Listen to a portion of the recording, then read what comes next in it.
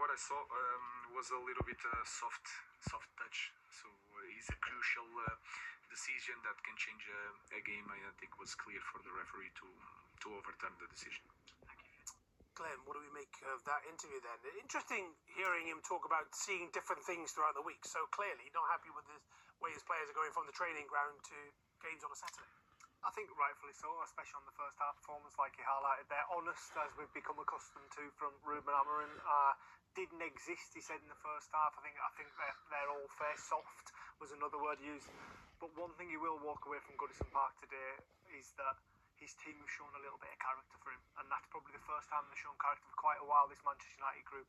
So there are positives. It would have been easy to sink at Goodison Park 2-0 down, but they found a way back into the game, and obviously a positive end. What do you think, Chris? Yeah, it's interesting though. 2-0 maybe it was a situation where things can't get any worse, and they go out and they have to be brave. You know, I think he wished he would have started the game like that, really scathing afterwards, and you'd have to question why the Manchester United players can perform during the week and yet at the weekend can't. Okay, thank you. Back to the Emirates. Selma Kerins.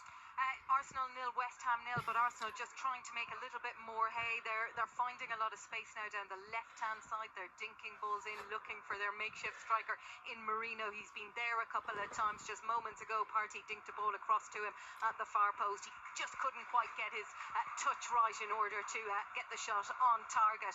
But it's clearly a tactic, and it's starting to work now. It's breaking down this West Ham defence, and they're starting to look a little bit better. It's Arsenal 0, West Ham 0. And let's go straight to Portman Road. Sam Ashu.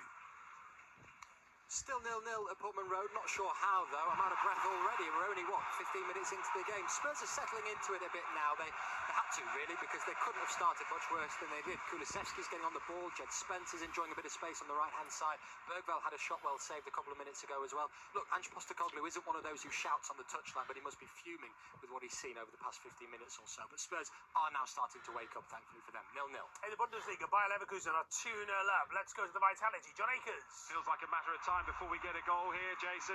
Bournemouth pouring it on at the moment, but the last 5 minutes that belong to Wolves, they hit the post through Semedo, of course. Cunha's had a left foot curler as well, saved by Kepa, low down to his right-hand side. Totti's had a header over from a free kick, and Kluivert's just had a shot saved. Good save it was too, made himself big, Jose Sarr, and it's a corner for Bournemouth, 0-0. Yeah, and Brighton have gone closer to Mary's. Now McCord. They have Jorginho Ruta again weaving and winding and winning a free kick on the edge of the box. Baleba struck it. It deflected sharply, but did end up looping over a stranded Aaron Ramsdale's crossbar. More damage done for Southampton, though, in the terms that Jan Bednarek, their captain, has had to come off. He's been replaced by Armel Bella-Kotchap for his first Premier League appearance of the season. Rapturous applause from the Saints fans when he was introduced. 0-0. Much happening at Craven Cottage. Chris Latcham. Well, the Fulham fans are incensed. It's still 0-0, but they just had a breakaway. Emil Smith-Rowe picking the ball off Chris Richards. As he broke away, Richards went to tackle him. I think he's caught him, and I think he's caught him high up on his shin. But the referee allowed play to continue.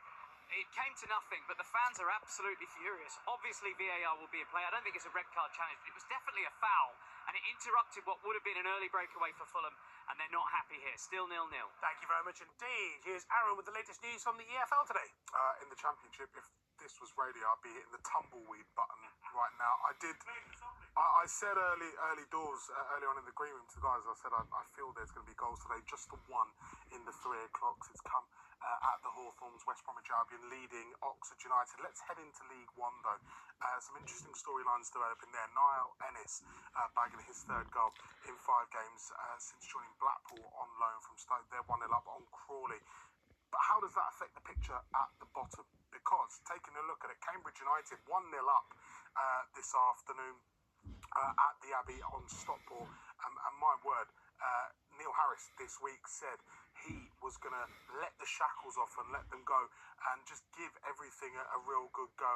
And they've started excellently. Shrewsbury, they're one behind. They're a point and a place above Cambridge as things stand. Aaron Pierre with the own goal, putting them 1-0 behind at home to Stevenage. Crawley Town, as we mentioned, being beaten as well at the moment in League One. That's where the majority of the action is right at the moment, because there's not much going on at all, Jason. I am looking at League Two as well, and that was a big old win for Walsall earlier on to beat Morecambe, leaving Morecambe stranded down the bottom end. But good news for Shrimpers fans. Accrington Stanley currently being beaten by Doncaster Rovers, and as things stand, Doncaster are going into second. I can help you out here. Go on then. The goal. Do it. Portman Road. Samashu. Talk about against the run of play, Jason. Spurs lead at Portman Road, 1-0 to them. It's fine work on the left-hand side by Heung-min Song. Does a couple of step-overs, beats his man, fires in a shot come cross, and it falls to Brennan Johnson. He just couldn't miss. Ipswich had to take their chances. Remember, I said before that Liam Delap had 3 of them. They didn't, and now they're losing. Spurs lead 1-0. Blackpool 2, Crawley Town 0. Niall Ennis with another goal. 2 in 8 minutes for Ennis. Right then, Tottenham in front. Glenn. Well, it's all about Ipswich not taking the chances. Obviously, there is going to be a reaction from Spurs, and it's Heung-min Song gets down the left-hand side, couple of step-overs, whips it right across the face of goal, and who's there? The opposite winger, Brennan Johnson, to tap it in from 2 yards out. Just trying to get a good view of it to see if Brennan Johnson's just straight offside or not. We haven't had a really definitive view, but I think the goal's been given. Yep, it has indeed. And with World Cup qualifiers on the horizon against Kazakhstan and Macedonia, good to see Wales' Brennan Johnson scoring. Oh, I've not really paid much attention to Well, the you need Welsh to keep up. national team. Yeah, he's back, he's fit. It's, I think more positive for Ange Postecoglou that he's back and nicking a World Cup goal is there. the biggest tournament on the planet. Yeah, I realise that. I just don't I'll help follow- you out with some I research. just maybe don't next time follow we'll Wales appear on as Final Score. close I think we need to swap 6. I know what's going on. Let's go to Niall McCord and some